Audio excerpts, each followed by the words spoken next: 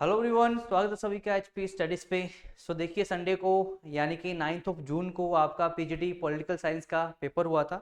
तो उसका आज हम पेपर 1 डिस्कस करने जा रहे हैं, जहाँ पे देखते हैं किस तरह क्वेश्चन आपके यहाँ पे एग्जाम में देखने को मिले थे और किस तरह का पेपर आपका आया था।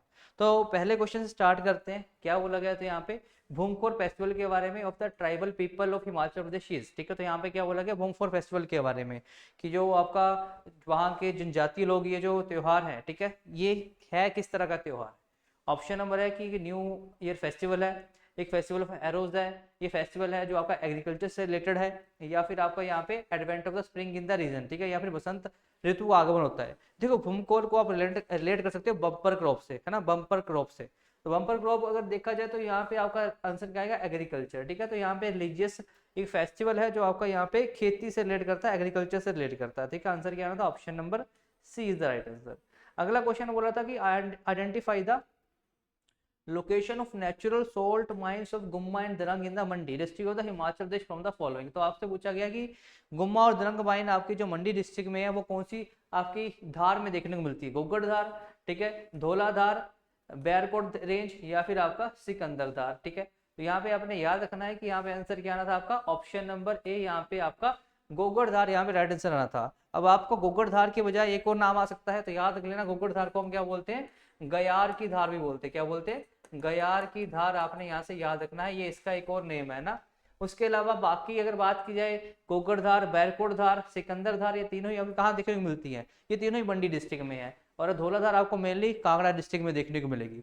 उसके अलावा अगर बात करते हैं, सिकंदर धार भी आपका दिया गया है। सिकंदर धार का यहाँ पे ये तो मंडी में नाम है।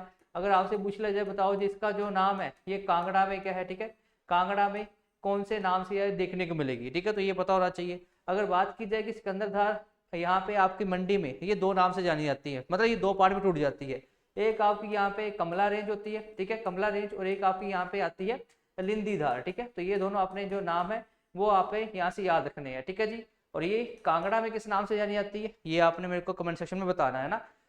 उसके अलावा बाकी बात करते हैं अगले क्वेश्चन के बारे में। आगे बोला गया था पासेस के बारे में, तो यहाँ पे पूछा था आपसे कि following pass is located between Kinnaur district of the Himachal Pradesh and Garhwal. ना, किन्नौर और गढ़वाल के बीच में पास पूछा गया था, कौन सा पास है? पहला है कुगती पास, अगला है छाबिया पास, अगला है साराउंगा पास, एंड देन आपका यहाँ पे चरंग पास। ठीक है, तो कुगती पास और छाबिया पास तो आपको यहाँ पे मेनली पता है। कुगती आपका यहाँ पे जोड़ता है चंबा को भरमौर से, एंड देन आपका छाबिया पास भी आपका उसी पर्टिकुलर एरिया में देखने को मिलता है, जिसको छोबिया भी बोल देते हैं। बट यहाँ पे अगर चरंग पास की बात की जाए तो ये आपका गढ़वाल वाले इलाके को काम, जो किन्नौर वाला इलाका है उससे जोड़ने का काम करता है। ठीक है, तो यहाँ पे आंसर क्या आना था? Option number D. Next question भी आपका यहाँ पे ट्राइबल से पूछा गया था। तो बोला गया था which following tribe of Himachal Pradesh has the प्राइनो टाइप ऑफ मैरिज। ठीक है, प्राइनो टाइप ऑफ मैरिज मतलब इसको एक लव मैरिज बोला जाता है, लव मैरिज ही होती है आपकी ये। तो यहाँ पे बोला गया था कहाँ पे ये जो ऑब्जर्व की जाती है? स्वांगला में, गद्दीज में, खांपा में, या फिर खसास में। तो याद रखना यहाँ पे खसास में आपको ये जो प्राइनो टाइप की मैरिज है, ठीक है, ये देखने को मिलती है। प्राइनो के अलावा यहाँ पे आपको ब्याह, ठीक है, ब्याह भी यहाँ पे आपका देखने को मिलेगा, जो आपकी ऑफिशियल यहाँ पे मैरिज होती है। उसके अलावा यहाँ पे गदर टाइप की मैरिज भी होती है। गदर मतलब यहाँ पे जैसे भाग के जो शादी कर लेते हैं ना, तो यहाँ पे याद रखना ऑप्शन नंबर बी यहाँ से राइट आंसर देखने को मिलेगा। अगला क्वेश्चन आपसे पूछा गया था कि which following religion has the largest growth percentage of population in Himachal Pradesh between the census 2001 से लेकर 2011। तो यहाँ पे पूछा गया था हिमाचल प्रदेश में 2001 से लेकर 2011 के बीच में कि कौन सी यहाँ पे पॉपुलेशन थी, किन की पॉपुलेशन में सबसे ज्यादा इंक्रीज देखने को मिला था। तो यहाँ पे सिखिज्म है, हिंदुइज्म है, इस्लाम है, या फिर क्रिश्चियनिटी है।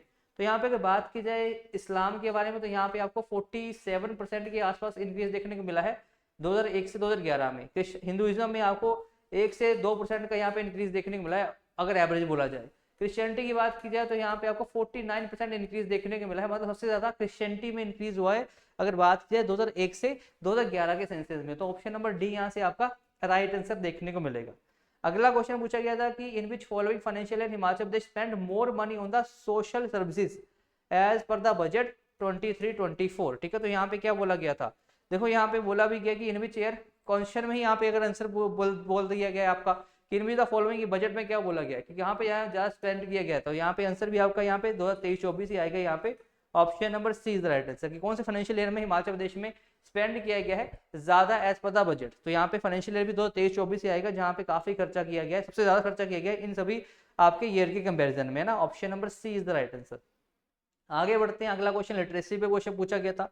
तो लिटरेसी रेट तो आपको यहाँ पे कंपैरिजन बोला गया है कि यहाँ पे इंडिया का और यहाँ पे आपका हिमाचल का, ठीक है। तो यहाँ पे अगर मैं हिमाचल की बात करता हूँ तो 86.8% देखने को मिलेगा, है ना, यहाँ पे लिटरेसी रेट। और यहाँ पे इंडिया कितना है तो 74% देखने को मिलेगा। माइनस करोगे यहाँ से तो यहाँ पे 8.8% आपका आंसर आ जाएगा। तो ऑप्शन नंबर डी यहाँ से आपका राइट आंसर देखने को मिलेगा। तो ये पूछा गया था कि हिमाचल प्रदेश में जो लिटरेसी रेट है 2011 में वो कितना ज्यादा था आपके नेशनल की एवरेज से। तो 74 86 पॉइंट अगर 8 माइनस करोगे तो 8.8 आपका वहां से आंसर देखने को मिल जाएगा। अगला क्वेश्चन आपका योजना से पूछा गया था, यहाँ पे जननी सुरक्षा योजना, ठीक है। तो बोला गया है आपसे कि जो जननी सुरक्षा योजना हिमाचल प्रदेश में ये स्कीम है meant for the institutional delivery in the government hospitals. तो याद कर लेना पहले तो कि जननी सुरक्षा योजना किसके लिए बनाई गई है। तो यहाँ पे जो इंस्टीट्यूशनल डिलीवरीज होती है ना, आपका जो भी शिशु जन्म होता है यहाँ पे, उसके लिए यहाँ पे जननी सुरक्षा योजना ये बनाई गई है। बट किन के लिए बनाई गई है? बीपीएल वुमेन्स के लिए, schedule caste schedule tribe only, या शेड्यूल कास्ट बीपीएल या शेड्यूल ट्राइब्स ओनली, या BPL SC ST and OBC, ठीक है। तो यहाँ पे आंसर क्या आना था? ऑप्शन नंबर सी, ये BPL schedule caste and schedule tribe की महिलाओं के लिए जो स्कीम थी इसको लाया गया था। ऑप्शन नंबर सी यहाँ से राइट आंसर आपका देखने को मिलेगा। अगला क्वेश्चन तो आपका रिपीटेड क्वेश्चन है, अगर आपने पिछला पेपर देखा होगा तो वहां पर भी ये क्वेश्चन पूछा गया था। बोला गया था identify the following the correct date of implementation of the Mukhyamantri Shagun योजना, ठीक है। मुख्यमंत्री शगुन योजना में याद रख लेना है, यहाँ पे 31,000 का जो शगुन है यहाँ पे ये दिया जाता है। ये भी आपने टर्म याद रखनी है, आगे एग्जाम में आ सकती है। उसके अलावा इसको कब शुरू किया गया था तो यहाँ पे आपको डेट भी याद रखनी है और यहाँ पे ईयर भी याद रखना है। तो अप्रैल 1 2021, अप्रैल 1 2020, 15 अप्रैल 2021 या 15 अप्रैल 2020। तो यहाँ पे आंसर क्या था? ऑप्शन नंबर ए, 1 अप्रैल 2021 को ये जो मुख्यमंत्री शगुन योजना है इसको यहाँ पे शुरू किया गया था, ठीक है जी। आपने यहाँ पे आंसर मेरे को बताना है इंटरकास्ट मैरिज के लिए ना। इंटरकास्ट अगर कोई मैरिज करता है तो वहां पे कितनी यहाँ पे राशि प्रोवाइड की जाती है वो आपने आंसर करना है ना। आगे चलते हैं, अगला क्वेश्चन आपसे पूछा गया था कि how much amount has been sanction for the Himachal Pradesh under the 15th finance commission for the year 2022-23। तो यहाँ पे बात की जा रही है कि यहाँ पे कितना पैसा दिया गया है वित्त आयोग ने हिमाचल प्रदेश को वित्तीय वर्ष यहाँ पे 2022-23 के लिए। 375 करोड़, 352 करोड़, 340 करोड़ या 329 करोड़। तो यहाँ पे आंसर था आपका ऑप्शन नंबर बी, 329 करोड़ यहाँ पे दिया गया है। ट्रूली यहाँ पे आपका ये फैक्चुअल यहाँ पे मतलब यहाँ पे क्वेश्चन देखने को मिलेगा कि आपको याद ही करना पड़ेगा ना, इसके अलावा कोई वो आंसर नहीं है। इसका आंसर क्या है? Option number B, 3 to 9। आगे क्या बोला गया है? The number of farmers benefited upon December 21, 2022 to promote the commercial floriculture farming in the Himachal Pradesh. तो यहाँ पे क्या बोला गया है कि जो वाणिज्यिक पुष्प संबंधित कृषि है इसको प्रोत्साहित करने के लिए यहाँ पे कितने नंबर ऑफ फार्मर्स को बेनिफिट दिया गया है, ठीक है। फिर से आपका यहाँ पे ये जो क्वेश्चन है आपको डेटा याद रखना पड़ेगा। यहाँ पे आंसर क्या आना था? 266 फार्मर को यहाँ पे आंसर आना था ना। ऑप्शन नंबर डी यहाँ से राइट आंसर आपका देखने को मिलेगा। नेक्स्ट क्वेश्चन आपका पंचायत से पूछा गया था। ये भी आपका अगर आपने पुराने पेपर सारे देखे होंगे ना तो वहां पे ये क्वेश्चन आपका आया है। वहां पे आपसे पूछा गया था महिलाओं का कितना यहाँ पे परसेंटेज था, नहीं अभी महिलाओं की कितनी यहाँ पे भागीदारी थी ग्राम पंचायत में।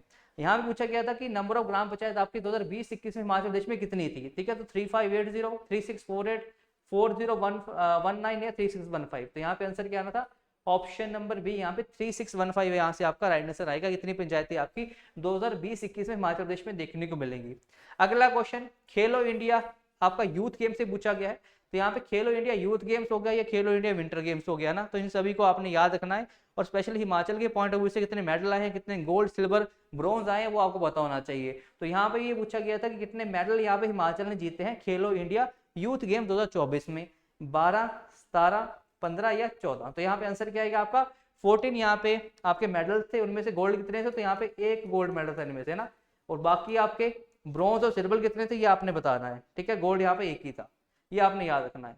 अगला क्वेश्चन आपसे पूछा गया था रैंक ऑफ कुल्लू, ठीक है। तो यहाँ पे जो DCGI है डिस्ट्रिक्ट गुड गवर्नेंस इंडेक्स है, ठीक है, वहां से क्वेश्चन आया हुआ है। तो 3 वीडियो हमने अपने चैनल पे अपलोड करी है, आपको 1 घंटे से कम ही टाइम में तीनों वीडियो कवर हो जाएंगे। तो उनको यार एक बार लगा लेना, वहां से क्वेश्चन आपका आ सकते हैं 1 से 2 क्वेश्चन। जो आगे एग्जाम आने वाले हैं वहां से क्वेश्चन आएगा ही आएगा ना। क्वेश्चन हर एग्जाम में देखने को मिल रहे हैं। सेंसिस हो गया, DCGI हो गया, और आपका हिमाचल को कंपेयर किया जा रहा है इंडिया से। क्वेश्चन ऐसे बन रहे हैं।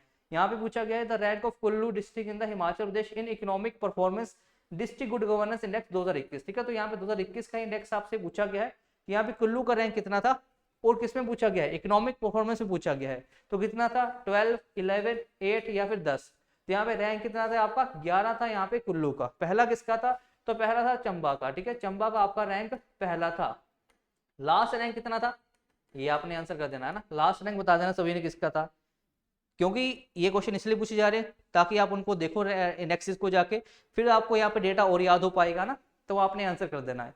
ऑप्शन नंबर यहाँ से क्या था, option number c is the right answer. अगला क्वेश्चन पूछा गया था मंडी कॉन्स्पिरेसी के बारे में। ठीक है, आपका हिस्ट्री से क्वेश्चन पूछा गया था। इजी क्वेश्चन था कि मंडी कॉन्स्पिरेसी आपकी कौन से साल में हुई थी, 1914-15 में, 16-17 में, 10-11 में, या फिर आपका 11-12 में। तो यहाँ पे आंसर क्या था, 1914-15 में आपकी जो मंडी कॉन्स्पिरेसी थी ये आपकी देखने को मिली थी। और इस टाइम पे मंडी के राजा कौन थे, मंडी के राजा का नाम अगर आपको पता हो तो ये भी आपने बताना है जल्दी से मेरे को ना। मंडी के राजा उस टाइम पे कौन थे जिस टाइम पे ये जो मंडी कॉन्स्पिरेसी थी ये की गई थी ना, क्योंकि यहाँ पे काफी ये जो कॉन्स्पिरेसी थी यहाँ फेमस हुई थी। पुल जलाने की बात करी गई थी, बहुत सारी चीजें यहाँ पे करी गई थी। एक रानी का नाम भी आता, रानी खैरगढ़ी है ना। तो बताना है कि इनके टाइम पे हुई थी ना। आगे बढ़ते हैं। आगे बोला गया है यहाँ पे CAA के बारे में, सिटीजनशिप अमेंडमेंट एक्ट के बारे में, कि यहाँ पे जो CAA है, ठीक है, 2000 ये एक्ट था 2019 का, इसके बारे में स्टेटमेंट कौन सी आपकी सही है ना, ये पूछा गया है। तो बोला गया ये पास किया गया था 5 दिसंबर 2019 को। आगे बोला गया प्रेसिडेंट ने इसको असेंट दे दिया था 20 दिसंबर 2019 को, है ना। हमें इसके बारे में कुछ पता नहीं है ना, हम यही मान के चलते हैं। आगे बोला गया इसमें आपके जो फॉरेन इलीगल माइग्रेंट्स थे, ठीक है, 6 रिलीजियस कम्युनिटीज के वो एलिजिबल थे इंडियन सिटीजनशिप के लिए। आगे बोला गया था कि इसमें आपके इलीगल माइग्रेंट्स 10 रिलीजन्स के थे। तो अगर आपने इतना पढ़ा होगा, करंट अफेयर में भी इसको करवाया गया था CAA के बारे में, ठीक है, कि आपका जो 31 मार्च 2014 से पहले कोई भी इंडिया में अगर आपको देखने को मिलेगा तो उसको सिटीजनशिप दे दी जाएगी ना। अभी ये बात की गई थी। और यहाँ पे 6 रिलीजन्स के बारे में बात करी गई थी कि जो जाके 6 रिलीजन से आते हैं, ठीक है, और यहाँ पे आपके 3 देशों से आते हैं ना, पाकिस्तान, अफगानिस्तान और यहाँ पे बांग्लादेश। ठीक है, तो यहाँ पे ये बात करी गई थी। ऑप्शन नंबर सी यहाँ से आपका राइट आंसर आना था ना। आगे चलते हैं। अगला क्वेश्चन आपसे पूछा गया वाइल्ड लाइफ सेंचुरी। ठीक है, ये तो बिल्कुल ही आपका टोटली फैक्ट, यहाँ पे आपको ये डेटा याद करना पड़ेगा कि यहाँ पे जो वाइल्ड लाइफ सेंचुरी है वो कितना कवर करती है हमारे geographical area of the Gujarat. देखो इंडिया का भी नहीं पूछा, गुजरात का पूछ ले अकेला ही ना, गुजरात कितना कवर करती है, 10.54, 9.67, यहाँ पे 10.15 या 8.71। तो यहाँ पे आंसर क्या आएगा, ऑप्शन नंबर भी 8.71 यहाँ से आपका राइट आंसर देखने को मिलेगा। ठीक है, बिल्कुल ही यहाँ पे आपका जो क्वेश्चन था ये तो आपको छोड़ भी देना चाहिए अगर नहीं पता है तो। आगे बोला गया था under the jurisdiction of the which of the following High Court Andaman and Nicobar fall. ठीक है, तो हमने अंडमान निकोबार हो गया। उसके अलावा आपका यहाँ पे जो लक्षद्वीप है कई बार करवाया हुआ है हमने, आपके जो हमारे डेली सेशन होता है सुबह का ना 8:30 बजे, वहां पर भी करवाया हुआ है। तो बॉम्बे हाई कोर्ट, त्रिपुरा, कोलकाता या फिर असम। तो यहाँ पे आंसर क्या आएगा, कोलकाता हाई कोर्ट के अंदर आपको यहाँ पे ये देखने को मिलेगा। कौन सा, अंडमान निकोबार। लक्षद्वीप कौन से है, तो केरला हाई कोर्ट आपने याद करना है, वहां पे आपका लक्षद्वीप देखने को मिल जाएगा। आगे बढ़ते हैं। आगे बोला गया यहाँ पे कि which following constitution amendment of India Sikkim has been admitted to the union of India as a state. तो कब किया गया था सिक्किम को ऐड, तो ये 36 यहाँ पे जो कॉन्स्टिट्यूशन अमेंडमेंट करी गई थी सिक्किम को वहां पे उसके अकॉर्डिंग ऐड किया गया था। अगला क्वेश्चन था कि identify the correct rank of India in the sustainable development goal index 2021 from the following. ठीक है, तो यहाँ पे सस्टेनेबल डेवलपमेंट गोल में पूछा गया इंडिया का रैंक क्या था। तो यहाँ पे इंडिया का रैंक क्या था, 120 आपको इंडिया का रैंक यहाँ से देखने को मिला था। नेक्स्ट क्वेश्चन था कि यहाँ पे बोला गया फिस्कल डेफिसिट के बारे में। ठीक है, आपका जो इसको हम क्या बोलते हैं, इसको बोलते हैं वित्तीय घाटा। तो वित्तीय घाटा आपका अकॉर्डिंग प्रोजेक्ट किया गया 2025-26 के लिए। हमारे बजट 2023-24-25 में कितना किया गया है ना, कि हमारे 25-26 में आपका कितना वित्तीय घाटा देखने को मिल सकता है। और ये बताया गया था हमारा जो इंतरिम बजट आया था 2024-25 का। अभी हमारा बजट फिर से आएगा ना, इंतरिम बजट होता है 2-3 महीनों के लिए, जब आपकी कोई भी सरकार सत्ता में नहीं होती। अब सरकार बन चुकी है तो इंतरिम बजट आपका आएगा, वहां से भी एग्जाम में क्वेश्चन आ सकते हैं। 5.3%, 4.7, 4.5, 5.0। तो यहाँ पे आंसर था 4.5%। यहाँ पे इन्होंने प्रोजेक्ट किया है कि इतना हमें व्यापार घाटा देखने को मिलेगा। आगे बोला गया है जो नीलगिरी रेलवे है इसको आपका वर्ल्ड हेरिटेज साइट कब बनाया गया था, तो 2005 में इसको यहाँ पे वर्ल्ड हेरिटेज साइट का दर्जा दिया गया था। अब आपने कालका शिमला रेलवे बताना है, इसको कब ऐड किया गया था ना, उसके बाद बोला गया यहाँ पे एम एस स्वामीनाथन के बारे में कि इनको बोला जाता है father of the green revolution, ठीक है। इनके बारे में स्टेटमेंट बोली गई है। पहले बोला गया कि इन्होंने डेवलप किया था high yield variety seeds of the wheat, मतलब वीट के किए थे। तो आपको पता है वीट के अलावा आपके चावल के भी थे ना, तो यहाँ पे आपको यहाँ से तो लग जाए पता ये तो गलत है ना। तो अगर पहले स्टेटमेंट कोई गलत है तो पहले से आप गलत क्या कर सकते हो, ये गलत है, ये गलत है ना, यहाँ से आपको ये लग गया पता। बोला गया था इनको अवार्ड दिया गया था पहला फूड प्राइस का, ठीक है, पहले फूड प्राइस का अवार्ड दिया गया था। और बोला गया था इनको भारत रत्न दिया गया था फरवरी 2024 में, बिल्कुल सही है ये। उन्हें उसके बाद बोला गया था इन्होंने सेटअप किया था m s Swaminathan research foundation in Bangalore, ठीक है। इसके बारे में हमें कोई इतना आइडिया नहीं है, लेकिन इसके बारे में यहाँ पे थोड़ा श्योर हो सकते हैं, इसलिए यहाँ पे आंसर क्या आएगा आपका ऑप्शन नंबर बी, ठीक है, कि पहला जो फूड प्राइज है और भारत रत्न को दिया गया था फरवरी में। अगला क्वेश्चन बोला गया था ब्रिक्स के बारे में, बहुत ईजी क्वेश्चन है ना। ये तो यहाँ पे अगर आप वैसे भी अगर आपको एरिया के बारे में पूछा जाए तो यहाँ पे सबसे एरिया कहाँ देखने को मिलेगा, रशिया में, ये पता है रशिया भी क्या है आपका ब्रिक्स का पार्ट देखने को मिलता है, ठीक है। आंसर क्या आना था ऑप्शन नंबर डी। अगला क्वेश्चन है यहाँ पे, ये तो यहाँ पे इतनी बार हमने पढ़ लिया है हमारे सेशंस में, ठीक है। Nobel prize for the peace Narges Mohammadi कहाँ से बिलोंग करती है, वो ईरान से वो बिलोंग करती है। ऑप्शन नंबर बी यहाँ से आपका राइट आंसर आना था ना। अंगकार वॉर टेम्पल, ठीक है, जो सेशन लगाते हैं हमारे यहाँ पर भी हमने अंगकार वॉर टेम्पल यहाँ पे किया था, ठीक है। उसके अलावा हमने अभी टेम्पल आपका बनाया गया था यूएई में, वो भी हमने देखा है। तो यहाँ पे आंसर क्या आएगा आपका option number c, Angkor Wat temple कहाँ पे है, तो ये जो टेम्पल आपका कंबोडिया में देखने को मिलेगा, है ना। नेक्स्ट क्वेश्चन था वर्ल्ड रेडियो डे के बारे में। जो वर्ल्ड रेडियो डे है ये कब आपका सेलिब्रेट किया जाता है, तो फरवरी 13 को ये जो आपका डे है ये आपका हर साल हम क्या करते हैं ऑब्जर्व करते हैं ना। क्योटो प्रोटोकॉल बहुत बार किया हुआ है। कब ये प्रोटोकॉल यहाँ पे जिन्होंने बोला था कि हमने रिड्यूस करना है हार्मफुल गैसेस के एमिशन को, तो ये क्योटो कन्वेंशन कब आया था, तो 1997 में जो क्योटो कन्वेंशन था ये लाया गया था, ठीक है।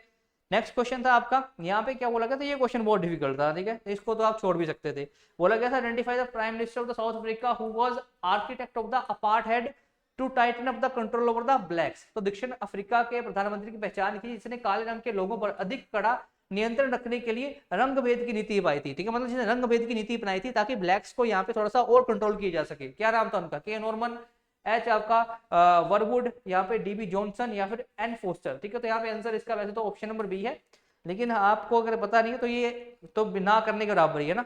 आगे आपसे पूछा गया था यहाँ पे लास्ट क्वेश्चन जो जीएस का था, तो यहाँ पूछा गया 30 क्वेश्चन में कि in which tennis grand slam Novak जोकोविच has one a record 24th grand slam title, ठीक है। तो यहाँ पे ग्रैंड स्लैम्स के बारे में और जो जो आपके फेमस हैं उनको पता होना चाहिए, सभी ग्रैंड स्लैम्स के बारे में याद कर लेना कौन कौन सा जीता है, एग्जाम्स में कहीं से भी क्वेश्चन आ सकता है।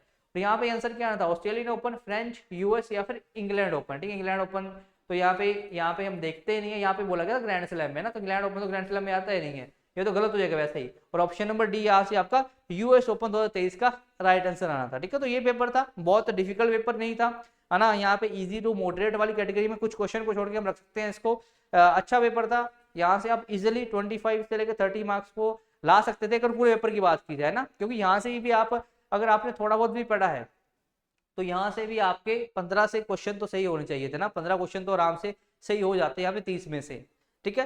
तो होप करता हूँ कि सभी को जो वीडियो है वो अच्छी लगी होगी, ठीक है। इसको शेयर कर देना और इसी के साथ अगली वीडियो में मिलेंगे, है ना, जहाँ पे और पेपर को डिस्कस करेंगे और क्वेश्चन को डिस्कस करेंगे, और जो आपसे क्वेश्चन पूछे गए हैं उनका आपने आंसर जरूर करना है कमेंट सेक्शन में। सो आज सेक्शन में इतना ही था, मिलेंगे अगले सेशन में। Till then thank you and all the best.